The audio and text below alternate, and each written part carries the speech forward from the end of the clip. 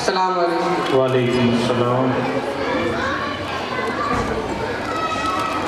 पता क्या पूछता है मुल्क में किसका गुजारा है, मेरी नजरों में देखो मुल्क का दिलकश नजारा है। पता क्या पूछता है मुल्क में किसका गुजारा है, मेरी नजरों में देखो मुल्क का दिलकश नजारा है। मेरे हाथों की रेखाओं में नक्शे हिंद सारा है, लहू के आखिरी कतरे में हिंदुस्तान पुकारा है।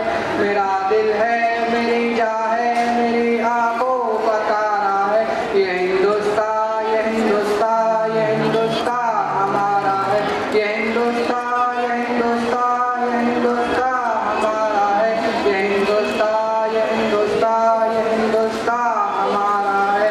हमारे मुल्क में हिंदू मुसलमान साथ रहते हैं, यहाँ ईसाई के कांधों में सिख के हाथ रहते हैं।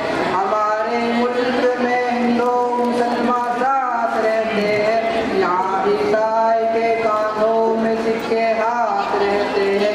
वो आपस की हिफाजत के लिए तैयार रहते हैं, मिटा देते हैं खुदा की मिटा देते